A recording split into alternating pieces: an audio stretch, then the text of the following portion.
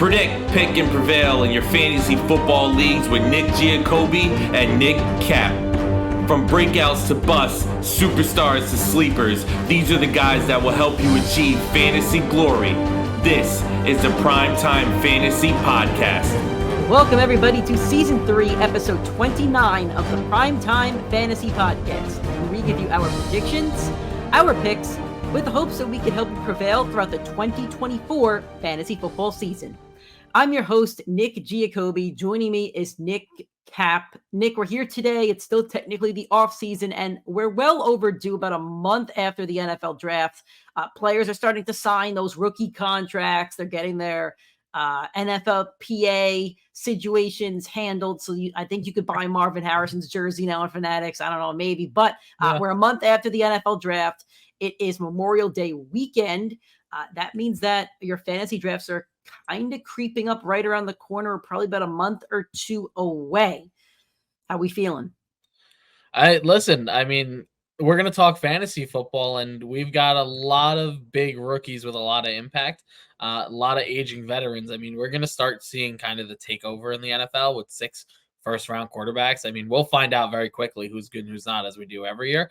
But our job here is to give you as much fantasy football prep as we can from these college guys. And from what I'm seeing and where the rankings have fallen, there's a couple really good prospects in here that I think could win you a fantasy championship. And not just the changing of the guard with the quarterbacks. I mean, the receivers. I do a trivia game every day. It's like bdge.com or something like that.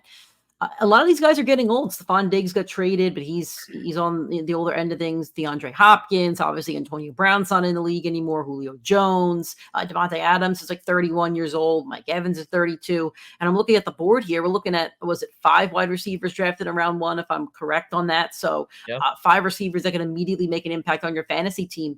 Look at guys last year, Tank Dell. Look at running backs, Kyron Williams, who's now going to be a top 10 pick. He wasn't a rookie last year. I think it was second year, but rookies can make an impact. So this is what we're here to talk about, break down the biggest picks of your skill position players and those quarterbacks, and talk about the fantasy impact that they're going to have going into your fantasy football drafts, especially when it comes to dynasty leagues or keeper leagues. Nick isn't in a dynasty league. I'm in a dynasty league. I don't know what pick I have in the first round yet, because we actually have a lottery system for our first 6 picks. I'll know in about, what's today, the 26th? I'll know in about 3 weeks what pick I have. So this is important for me to, to kind of look at as well. So we'll get into that in a second. Of course, we have our plugs to get out of the way. If this is your first time listening to us, thank you so much. This is the PrimeTime Fantasy Podcast. You can listen to every episode on all audio streaming platforms, iTunes, Spotify, Google Podcasts, Anchor, whatever your favorite platform is. You could find us, the PrimeTime Fantasy Podcast. If you are an Apple user, which is the majority of the world, and you do listen on Apple Podcasts, please give us a 5-star rating and a review. It really does help us out. I think Spotify might do the same thing as well. So if you're on Spotify, same thing. 5-star and a review does help the show grow. If you'd rather watch and listen to the show, maybe you're doing it right now. Our YouTube channel, PrimeTime Fantasy Podcast, hit the subscribe button if you haven't already. Drop a like on this video and any future video that you do watch, and hit that little bell icon so you get notifications every single time we post a video or go live. During the season, we are live every single Sunday. We don't have a time yet, but it's 8, 9, whatever the time is in the mornings. We're live every Sunday to answer your fantasy football questions. The live show can be found on our YouTube, Facebook, and normally Twitter, I think is what we do. The third one will shift back and forth. Facebook and YouTube is PrimeTime Fantasy Podcast. Instagram and Twitter, or X, I don't like X, it's Twitter, is PrimeTime FF Pod.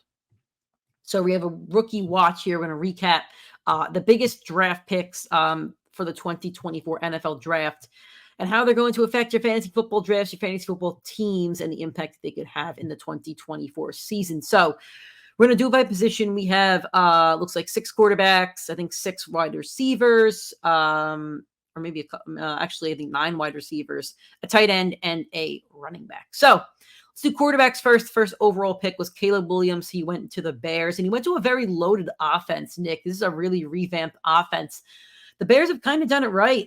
The Chicago Bears haven't had a situation like this in a long, long, long time. And they did it by dealing that pick to the Panthers, which is an absolute steal of a trade. If you want to look at bad NFL trades in the history of the league, that's one of them. And then obviously trading Justin Fields. They got a bag of chips for Fields. The offense is loaded. You have Keenan Allen, a veteran wide receiver. I think he's 32, but he still had like 1,200 receiving yards and I think 8 touchdowns last year. My numbers could be off, but he missed like 3 games. DJ Moore was a top 10 fantasy wide receiver. They signed DeAndre Swift. Probably not a smart signing, but they still signed him. Cole Kmet. The line isn't great, but I mean, we always going to talk about that rookie quarterbacks, especially ones that are drafted number 1, number 2, number 3, really don't go into good situations. This is a good situation. So what do you make of it, Nick, at least from a fantasy football standpoint? So he's and I'll bring it to ADP for a second. So he's going right now off the boards as a QB 15. Just to give you an idea of who's in that range, right before him, you have Brock Purdy, Justin Herbert, Jared Goff, Tua. And right after him, you have Trevor Lawrence and Kirk Cousins. So to me, that ranking seems kind of right for now, but I do think he's going to finish somewhere higher than that. If you take a look at CJ Stroud last year, who had obviously a phenomenal rookie season, he had 4,000 yards and 23 touchdowns with a defensive coach. And you didn't think the offense was loaded going into the year, but clearly looked much better down the line. He finished as a QB 11. And you might think he might have finished higher than that, lower. I think he missed a game or two. He got injured in the Jets game. And again, for a rookie, a top 10 performance or a QB 11 performance is very solid. Justin Fields has a slight bigger advantage where in college he was much better as a rushing quarterback. His schedule is significantly more favorable than the Texans was last year.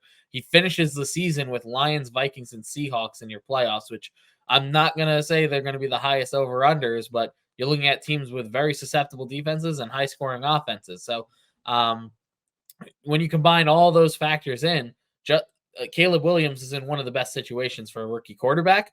And for your fantasy football team, as long as he has a good rookie season, he's going to finish somewhere between the QB 10 and QB 15. So to me, he seems worth the flyer. If you're in a dynasty format, I think I'd lock him in early if you need the quarterback position, because I do think Caleb Williams has very big upside to be beyond fantasy, one of the top 5 quarterbacks in football very quickly. So I do think Caleb is going to be a phenomenal prospect for your team.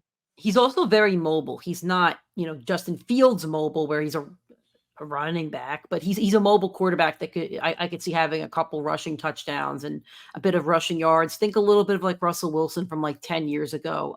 Maybe running is not his go-to option, but if he gets outside the pocket, he could do some damage. And Mahomes does too. When Mahomes gets outside the pocket, he does some damage as well. He's a really nice deep ball. I'm a USC guy. Fight on. I watched him, the last 2 years, every Caleb Williams game, at USC. He's going to turn the ball over a bit. He'll have a couple fumbles, especially, but I think he's definitely worth being a backup. And if you're in a dynasty league, especially a super flex dynasty league, which is very, very popular, this might be your number 1 overall pick. And you might not want to overthink that one. Yep. Next up, Jayden Daniels. I think he went number 2 to the Commanders. It was 2, right? Yep. I got him and the Patriots mixed up. So Jayden Daniels went to the Commanders. He goes to an offense featuring a couple of running backs, Brian Robinson, Austin Eckler coming over from the Chargers. I don't think Gibson is still there. But I'm trying. No, Gibson's in New England now. Yep, I thought so. Yeah, okay. When it comes to your weapons, Terry McLaurin's the big one, and there's not much after that. The line is also terrible. What do you make of this situation for Jayden Daniels? So we'll take the ADP just for the factors. So right now he's going 18. We had Caleb going 15. Trevor and Cousins are right before him, and right after him is Aaron Rodgers and Matthew Stafford. I don't know if Jayden Daniels is going to translate great to the NFL, but what I do know is you do not need to be a great quarterback to be a great fantasy football quarterback. And Jayden Daniels, to me, I don't think he's going to be the best rookie quarterback this season. I don't think he's going to win Rookie of the Year. I don't think he's going to be the number 1, but I do think he has the highest ceiling of any of the rookie quarterbacks with his rushing upside. The offensive coordinator that they have is Cliff Kingsbury. Kingsbury was the head coach for Kyler Murray in his rookie year, and Kyler Murray was the 4th best performing rookie quarterback of all time in a fantasy season. Both have very similar archetypes. Jayden a little bit taller, obviously. And he, in college, he had a total of 5,000 yards and 50 touchdowns in his Heisman year. Of that, 1,000 yards were on the ground and 10 touchdowns were on the ground. So you're talking about major rushing upside from a very good rookie quarterback going into a great offensive system for him, that if they just hit the copy and paste button, the weapons are there. I mean, Nick talked about the running game in McLaurin. Jahan Dotson's going to be we expect to step up. He had a couple good games last year. De'Ami Brown was all right. They brought in Luke McCaffrey later in the draft. Who knows if he's going to be any good? But they do have a variety of options. They also brought in Zach Ertz to fill the middle of the field. So he's got weapons. He's got a veteran offense, and he's got a coach that knows his skill style and his play style. I do think he is the guy. If you want to take the rookie later on with the high upside, maybe if you took someone like Kyler, Dak, Burrow, Richardson, like with injury history or not a ton of upside, that's the guy you lock in later in your draft. Yeah, and I think Zach Ertz will be a really nice safety blanket to have for him. I know he's an older tight end, but he's a vet. I'm sure he's going to be a very comfortable safety blanket for Jayden Daniels to have. Good note on Kingsbury as well. Moving on, the Patriots have selected Drake Maye into purgatory. Yep. The Patriots have a black cloud above them, especially when it comes to fantasy football. It's just the Patriots are one of those teams that I don't want a Patriot on my fantasy football team. So I'll let you get into it, Nick. But even if you look at their depth chart, like there's really nobody that's. Yeah, listen. I would bench him. If I'm the Patriots, I'd bench him. I wouldn't start him this season.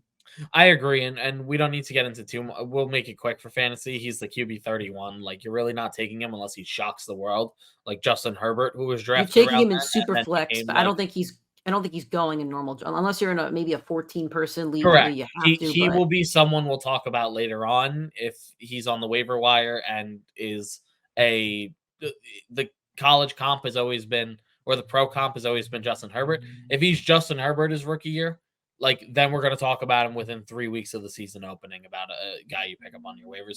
We don't need to spend too much time on him. Okay. Yep. And I know we have a really interesting one. The Falcons selected Michael Penix Jr. with the 8th overall pick. Penix is 23 years old.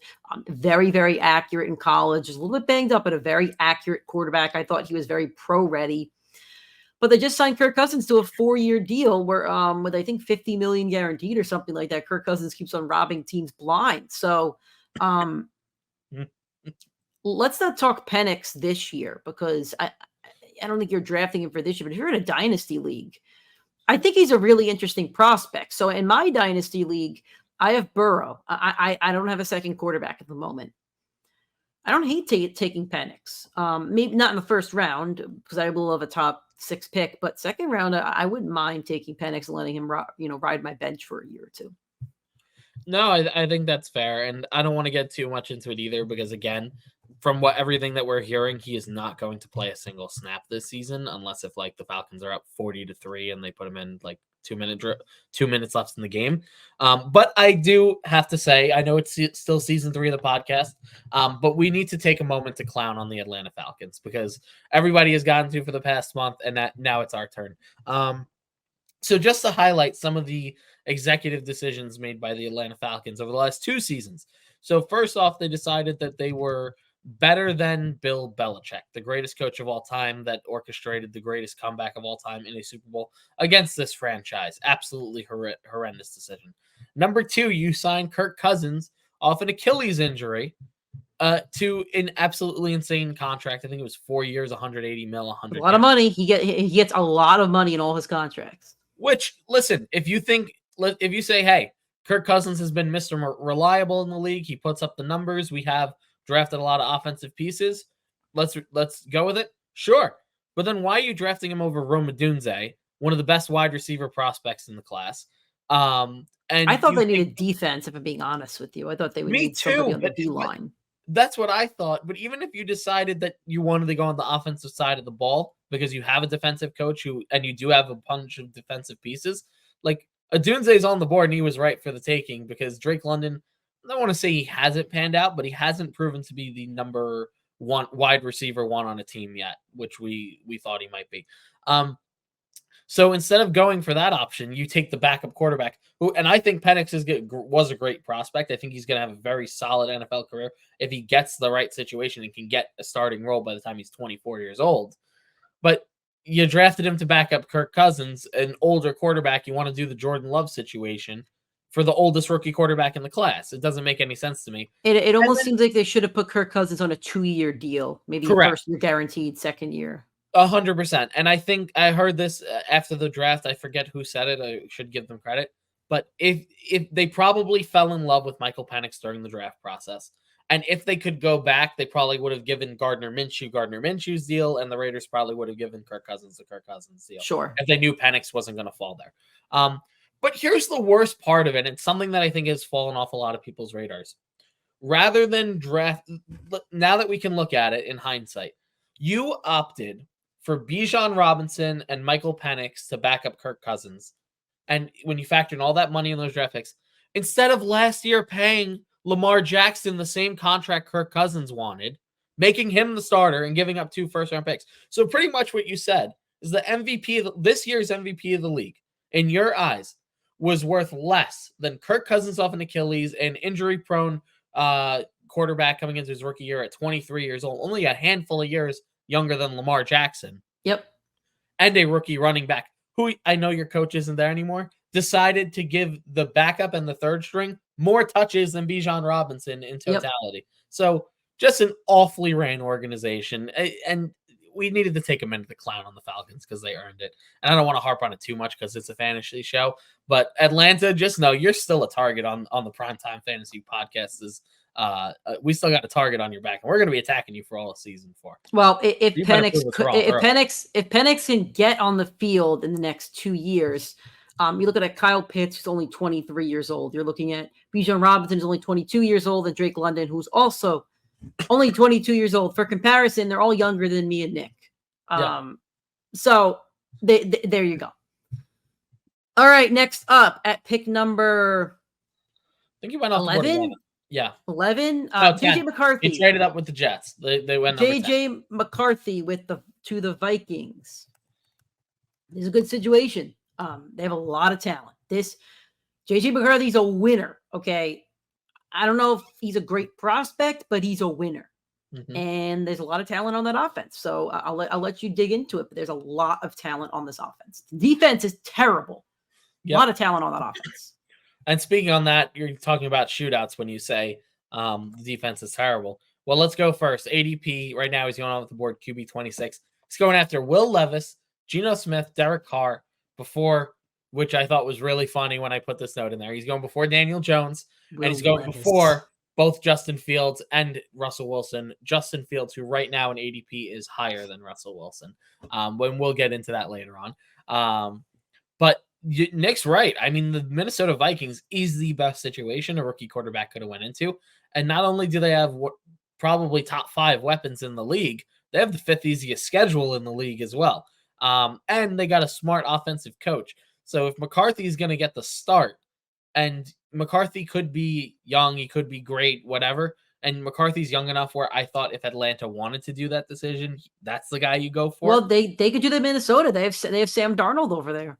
Yeah, JJ McCarthy's ADP is also higher than Sam Darnold, so they're not expecting much from Darnold. At least the fantasy people. No. But anyways, if he gets the start, and maybe it's week 1, maybe it's week 4, maybe it's week 7, whenever it is. It shouldn't be till week 7 or 8. It shouldn't be till whenever that bye is. If he can get the start at some point this season, he is going to be a top 15 quarterback the rest of the way. He is going to have the Brock Purdy to a Goff comparison where they are very solid quarterbacks in way better offenses with way better coaching that elevates their production. And if you are hesitant on him, trust me, take him at the last pick of your draft. Whatever quarterback you took early on, you are going to need a backup. The trend last year, almost every team started multiple quarterbacks during the year. Yep. Because of injury. It had to be at least 20. I don't have a roster in front of me, but I'm pretty sure there was a total of 55 quarterbacks that started a game last year. That doesn't include getting hurt mid-game. So the trend is showing you quarterbacks are going down. We'll talk about it when it gets closer. You're going to need a backup quarterback. JJ McCarthy's that guy. JJ McCarthy, you can take with this ADP in the last round of your draft, and you can stash him for a few weeks. If he gets to start, your quarterback gets injured, he is a plug and play. And if you're in Dynasty, this is a guy that might start a couple games this year, might wait till next year. If you have Aaron Rodgers in Dynasty, this is a good grab to get. Rodgers, I think, will have a good year this year. I'll give Knicks Jets a bone. I think if Rodgers is your Dynasty quarterback, I think this is a good get. I'm trying to think of some other. Jared Goff, if Goff is your Dynasty quarterback, Kirk Cousins, like if you have one of those older quarterbacks you've been riding, this is a guy you could go and get. Jayden Daniels will be good. Caleb will go number 1 in super flex leagues, but JJ might be. I would draft JJ over Penix in Dynasty, knowing the fact that JJ will have more of an opportunity to start than Penix will. Yep, totally agree. And last but not least, at number 12, I think 11 or 12. Yep. 11, 12. Bo Nix to the Broncos, and he will be throwing to, I don't know. Cortland Sutton. Cortland Sutton, baby. Yeah, that's Nick's guy. Listen, again, I don't want to get into it. He's the ADP right now is like QB 32. Again, you are not drafting him in your leagues. You do not expect much of him. He's the 6th best rookie quarterback. I would say the worst situation, maybe New England's is slightly worse, but those two got the 2 worst situations for any of the rookie quarterbacks. So I'm not putting an ounce of faith in Bo Nix until I see him prove me wrong on the field. You're looking at Cortland Sutton, Tim Patrick, Josh Reynolds, who lost the Lions the NFC Championship, Adam Trotman, Javonte Williams, who I wish I could tell you I still love, but I don't. Yeah. Yeah, there's not a lot to go off of for a rookie quarterback. Yeah. All right, moving on to the wide receivers at pick 4, Marvin Harrison Jr. to the Cardinals. If you're in a regular Dynasty rookie draft, he will be your number 1 pick. If you're in a super flex, it'll be Caleb Williams and then maybe Marvin Harrison. So his ADP right now is the wide receiver 9. Very high hopes for him. He's going right behind Puka, AJ Brown, Garrett Wilson, ahead of Drake London, Devontae Adams, Brandon Ayuk, Chris Olave. I just wanted to pull some stats here. So since the year 2000, there's only been 6 wide receivers to finish within the top 10 in their rookie year for all of fantasy. 2 of them finished in the top 5. Only one of them was the first wide receiver drafted in their class. So this is you said 6 of them since 2000 that were rookie wide receivers they were drafted in round 1. Drafted at all in their rookie year. How many? You said 6? Yep. Since the year 2000, in the last 24 years of football, there's only been 6 rookie receivers to finish in the top 10. So Puka's one of them. Finished in the top. I'm sorry. Do you know the list? I was going to guess the list. I don't have it off the top of my head. I remember. I mean, it's Puka, Odell, Puka, Jefferson. No, I don't think Odell finished in there. He was just outside of it. It's a small list. I mean, the 3 recent ones are Puka, Jefferson, and Chase. Gotcha.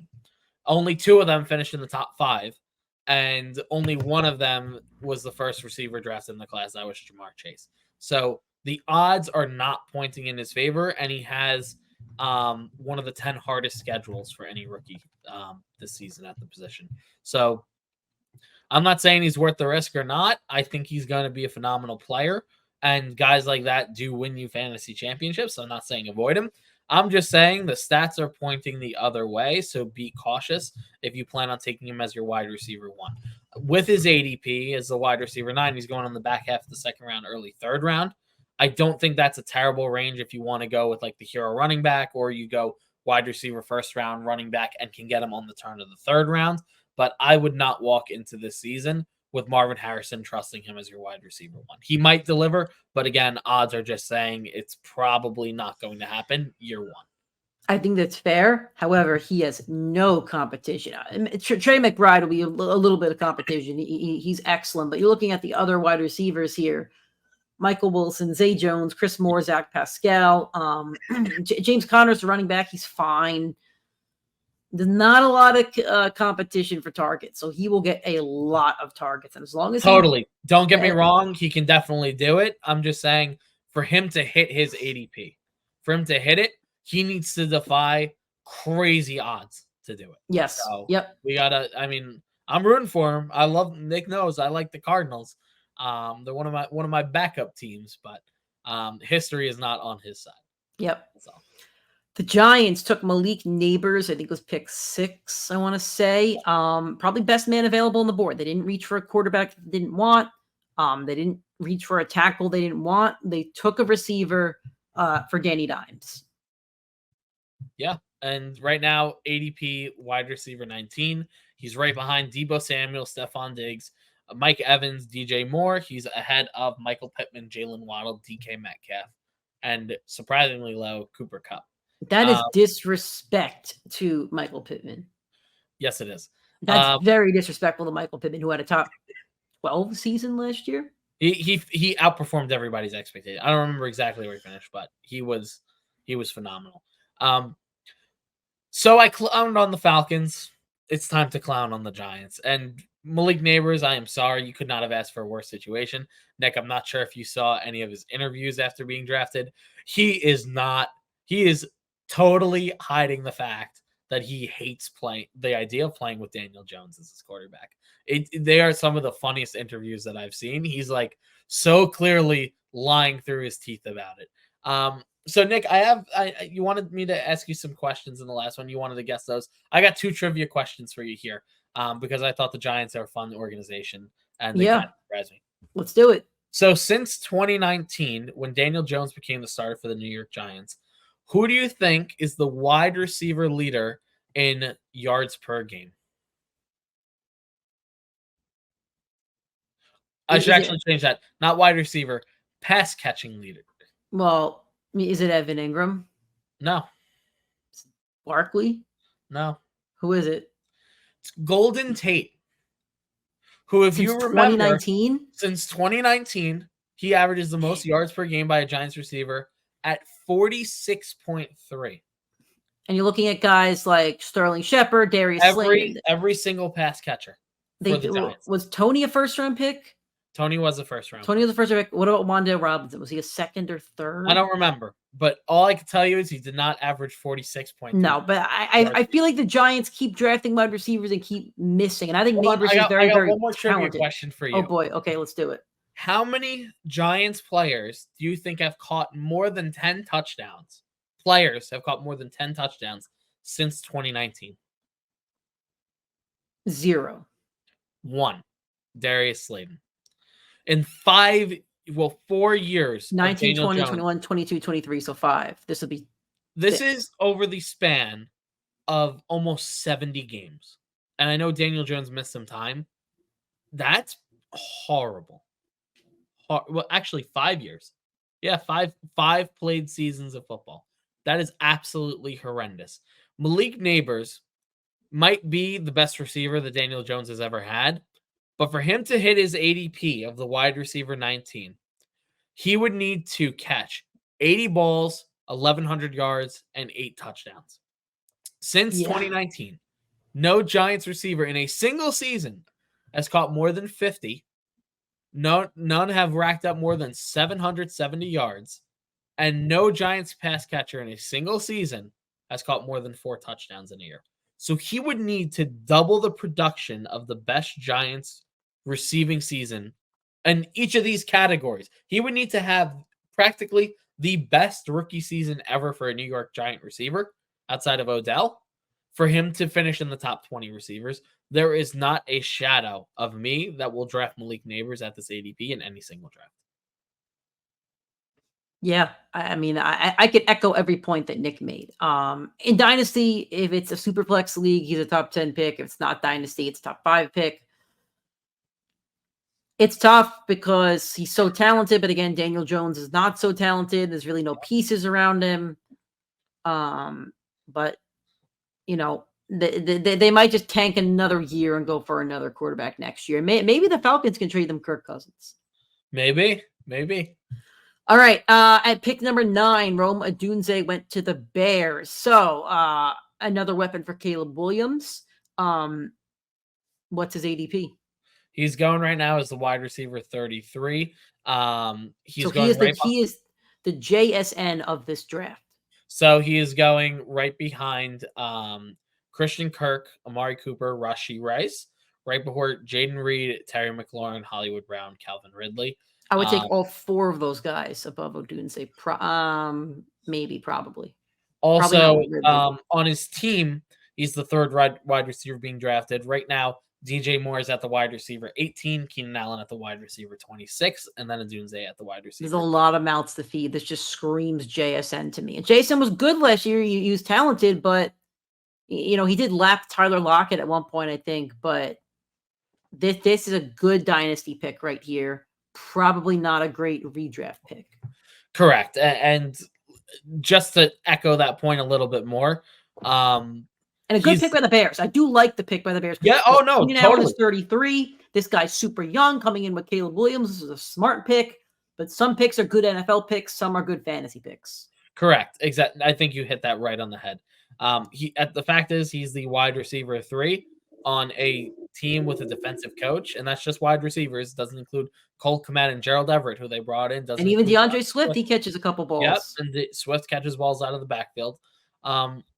Also, this is a fun stat that I remember, and I remember it because I brought it up on the show before. There's only one team in NFL history that's ever had 3 wide receivers finish in the top 24 in a single season. And it was the Steelers. It was Juju Smith-Schuster, Deontay Johnson, and Chase Claypool in 2020. Wow. So again, when we're talking about odds, for him to have the upside to finish as a top receiver, he's going to either need an injury from Keenan Allen or DJ Moore. He's going to need Caleb Williams to say, you are my clear number 1 receiver, or else it's not going to happen. Or he's going to have to be like a Tyler Lockett, where he's going to have a game where it goes for 170 yards and 3 touchdowns, but that's not fantasy sustainable. For him to hit his wide receiver 33 numbers, Odunze would need to be 1,000-yard receiver, or he would need to have 800 yards and 8 touchdowns. Only 5 times in NFL history did 3 wide receivers on the same team have 1,000 yards. So it's very unlikely that he's going to hit this number without being a high touchdown guy. And rookie quarterbacks don't throw a lot of touchdowns historically. CJ Stroud, who everybody agrees probably had the best rookie season ever, maybe not including Justin Herbert. He only threw for 23 touchdowns. So there's not a lot. Again, it's kind of like the Marvin Harrison thing. He'd have to defy odds to hit his ADP. And like Nick said, he's going to be a great football player. He's a great football situation. It is not a great fantasy situation. But for Dynasty, very intriguing pick. I think you could comfortably take him in your top 5 or 10. Again, depends about the quarterback situation. Yeah. Next up, Brian Thomas Jr. to the Jaguars. I think he had injury concerns, I want to say, but people also thought he was more talented than Nabers. I like this pick a lot. Christian Kirk's getting a bit older. I think he's 28, I want to say. They moved on from Calvin Ridley. Good decision. They're all in on Trevor Lawrence. They're about to give him a big contract. They went and got him a good receiver. I like it. I'm all over this pick. This is my favorite receiver pick. I want to hear his ADP. But I think this is your best value. I totally agree. I have echoed everything you said. Right now, he's going as the wide receiver 38 in fantasy. So you're drafting him to be the 4th best receiver on your team at the moment. He's going behind Terry McLaurin, Hollywood Brown, Calvin Ridley, right above Chris Godwin, Deontay Johnson, Xavier Worthy, and Jordan Addison. The fact is, the Jaguars were willing to let Calvin Ridley walk because they didn't want to pay him that kind of money, and they used a 1st-round pick on this guy, and they're expecting him to fill that role. They also had Zay Jones walk this offseason. There's a lot of targets to be moved to receivers, and Brian Thomas Jr. could very easily fit that role with one of the better quarterbacks from the list of receivers that we've named so far. For him to finish, not for him to finish at 38, Calvin Ridley last year was the wide receiver 18. His stats were 76 catches, 1,000 yards, and 8 touchdowns. If Brian Robinson is 80% of that, he is the wide receiver 30. So he's going to beat this ADP by 10 spots if he's 80% of Calvin Ridley. And Calvin Ridley was coming off a season of suspension, did not play fully healthy throughout the year, had ups and downs. So if you want the upside of a wide receiver, I fully expect Brian Thomas's ADP, and we're very far out from the actual dress, is going to jump up from here. I think so too. Way too low for this type of opportunity. But if it sits here, I mean, I would advise you to take him like 10 picks earlier. And in Dynasty too, I have a top 5 Dynasty pick. This is one I'll be targeting. You're looking at the fact that I want to get the ages correct, so I'm going to Google them real quick. Christian Kirk, he is 27. He'll be 28 this year. And then they also did sign Gabe Davis to a contract. Gabe Davis, he is, I want to say 26. He's 25. So Gabe Davis is still a little bit young. But they just spent the draft capital on a first-round pick for Trevor Lawrence, who they're about to give a big contract to for a dynasty league. I think this is a no-brainer pick. I'd be all over that one.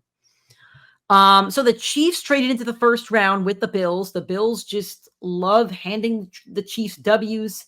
They drafted Xavier Worthy. Awesome football situation. I'm not sure what he does this year. Nick's the analyst of the show, so I'm going to let him go first. But this is a very similar situation, in my opinion, to the Bears, kind of.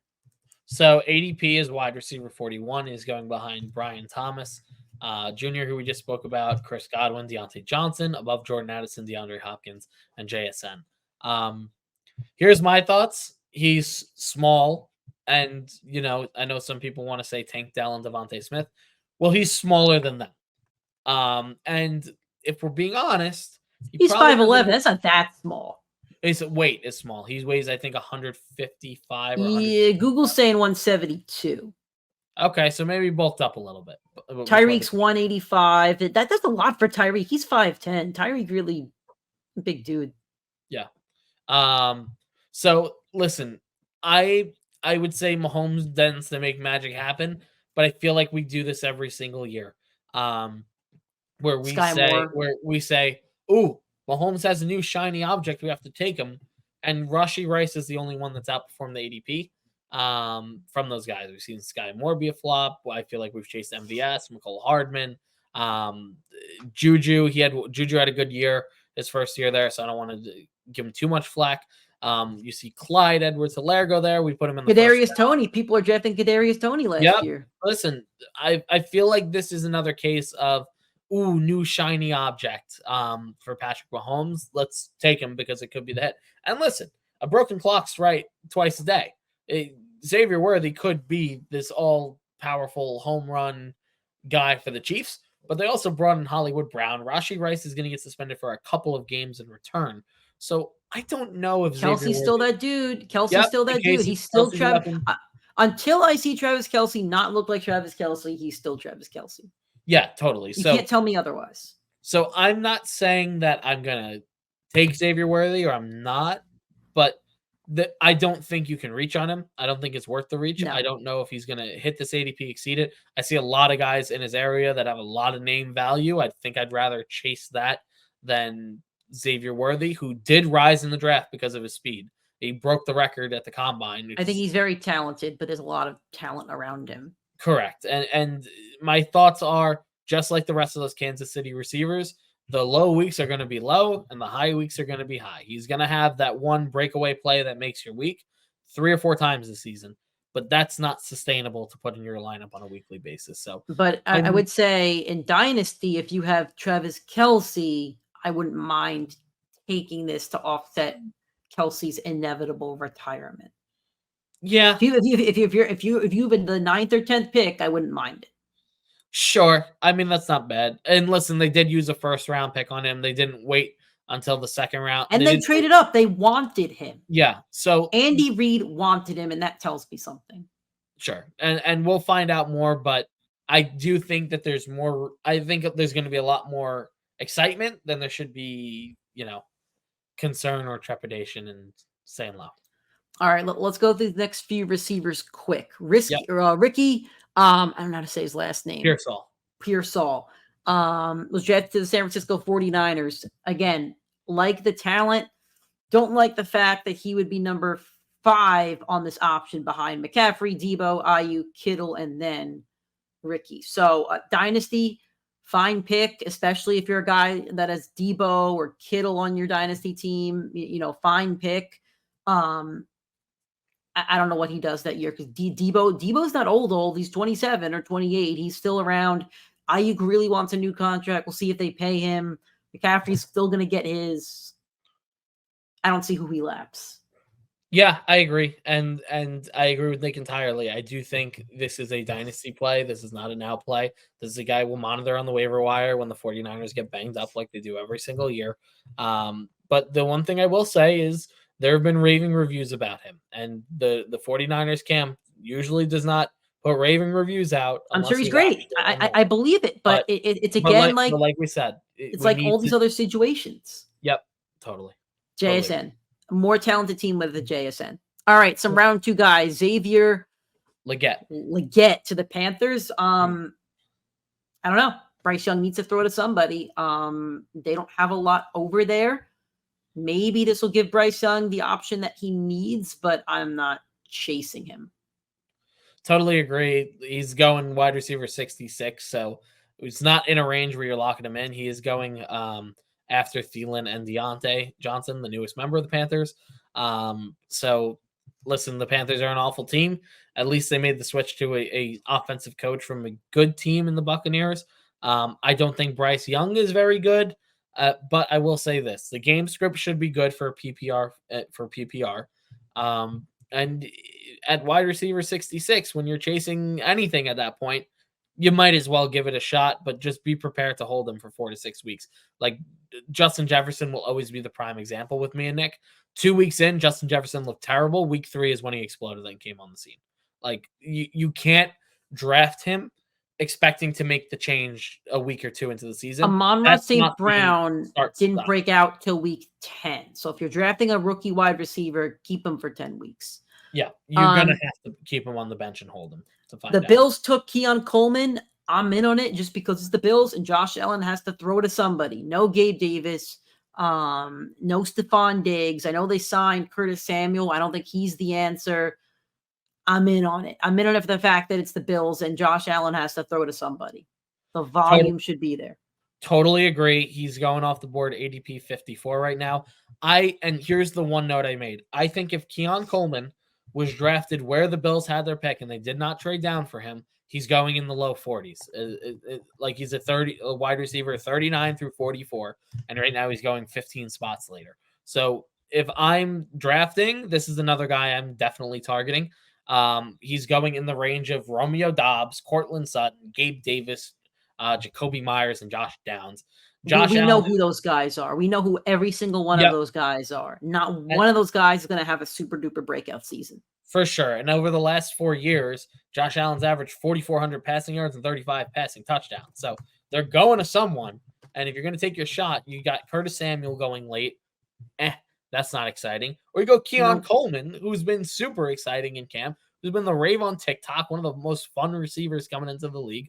Like, he's been a good time. So I'm willing to take the shot on Keon Coleman. I feel like the Bills love him, and I feel like he's got a good shot to be a very good wide receiver early and often. And if you have Josh Allen in Dynasty, go pair them together and see what happens. Because the Diggs Allen connection was awesome for many years. Yep. And lastly, Lade McConkey to the Chargers. There's opportunities here. They lost Mike Williams. They lost Austin Eckler. They lost Gerald Everett. They lost Keenan Allen. There's a lot of targets to go around. The offense right now is Joshua Palmer. We know who he is. DJ Chark. We know who he is. And this isn't a knock on guys, but we know who you are. The running backs are Gus Edwards or J.K. Dobbins. Is basically the Ravens running backs. Quentin Johnston is still there, but he dropped a lot of balls this year. Can he rebound? And I don't know. I have him in my dynasty team. I protected him. I don't know. Will Dissly's the tight end. I'm a Seahawks fan. I know who he is. I'm not as excited about McConkey as I am for Coleman, but I would still take a chance on a guy that Justin Herbert's going to throw the ball to. I agree, and he's going off the board wide receiver 46. He's right after DeAndre Hopkins. JSN, it's a little bit high. I'm going to disagree on you with that one. So here's my thought. He's going to be the slot receiver for Justin Herbert, which fits exactly what Jim Harbaugh likes to do in his offensive style. That works so well because he always likes to play the game short. And Lad McConkey is going to take over Keenan Allen's role in the slot. And I'm not saying he's going to be Keenan Allen, but again, if he's 80% of Keenan Allen and he gets 80% of the targets Keenan Allen gets, he's exceeding this ADP significantly. And Keenan Allen's snap percent was 60% in the slot, only because Mike Williams and Josh Palmer got hurt. Then they had to move him to the outside. So outside of Keon Coleman and Xavier Worthy, there's no other rookie wide receiver that has an elite quarterback has the opportunity to be the wide receiver 1 on day 1 and has a safer floor outside of Marvin Harrison Jr. So, to me, I do think if McConkey and Keon Coleman are on the board, I would rather go McConkey in a full PPR format because I think he's going to get significantly more targets early on. Okay.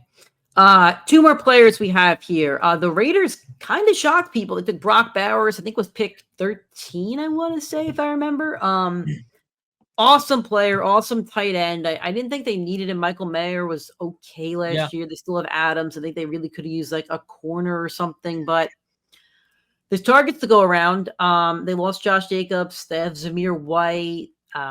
So they really don't have many pieces outside of Adams. I think this is going to benefit the entire offense, and this will benefit Adams as well because Adams can't get double teamed at this point. I think that's fair. Where do you think his ADP is? Round 7. What tight end? Where would you rank him among the tight ends? Like off the top 7 to 9. So he's going right now as the 10 off the board. Who are the other ones? So we're looking at he's going after Pitts, Engram, Kittle, Ferguson. He's going right before Njoku, Goddard, and TJ Hawkinson, who's taking a way downhill. I would take Bowers over Kittle. Where's Kittle? Kittle is the 8. I would take him. So yeah, you have him right in that range. That's fine. I don't think. Well, here's my thoughts on him. He's a middle of the field target, and Devontae Adams is their middle of the field wide receiver. I mean, Jacoby Myers they keep on the outside. They rotate whoever else goes on the other opposite side. I forget who it was last season, but not relevant. Michael Mayer had a fine season. He's going to assume that role, obviously. I don't know. I just don't feel like I want to reach on him like I did Kyle Pitts, and maybe that's a little bit. You're right, but is that a reach at tight end 8 or 9 or 10? I don't think so. What I'm saying is I don't think I want to take him like 3 or 4 spots ahead of where he's going, like tight end spots. Like I feel more comfortable taking, someone on a better offense like Evan Engram, where the Jags offense put up touchdowns and Engram put up numbers, or Jake Ferguson, where the Cowboys offense was loaded, maybe not as much this season, but you get my point. Like I'd rather have the tight end on the loaded offense than take my shot on Brock Bowers maybe being really, really good year 1 with either Gardner Minshew or Aiden O'Connell at quarterback. Like I don't see the making the risk, and maybe it's not a risk this late in the draft, but I think this is where you take him. All right. So last player we have here to highlight is Jonathan Brooks to the Panthers. He'll be competing with 3-headed monster running backs in Chuba Hubbard, Miles Sanders, and Rashad Penny.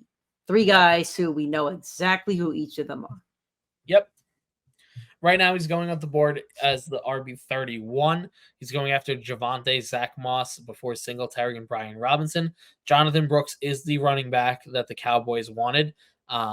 And the Panthers decided to take him on the second round. He's the only running back that went in the second round. So when we talk about positional need, a good opportunity. Cowboys would have been a really good opportunity. Oh, for sure. And I think if he's the Cowboys running back, he's not the RB31. He's probably the RB 15, 16. 15, yep, probably. Yep. Like that's exactly where we're talking about him. So listen, we were told this is a bad running back class. He could be good. He could be bad. Who knows? He got put in the worst situation to be on. But I would rather take a risk on him than Javonte, who I've seen suck for a few seasons now. Zach Moss, who's been so up and down. Devin Singletary on that Giants offense. Or Brian Robinson, who's going to be fighting for snaps with Austin Eckler. So I think Robinson was awesome last year, but the Eckler situation doesn't help him. For sure. So we'll talk. I think we'll get more into it when it gets closer to the season, but I'm not overly ambitious in a dynasty or a regular season format, but I do like him compared to his counterparts. Yep, I agree. Alrighty, guys, that is our show. That is season 3, episode 29. If you enjoyed it and you're watching on YouTube, please drop a like on this video. Make sure you're subscribed to the channel. Hit the bell icon so you get notifications every time we post a new video or go live. If you're listening on any audio streaming platform, please leave a 5-star rating and a review. We really would appreciate that as well. Follow us and interact with us on all of our social media channels.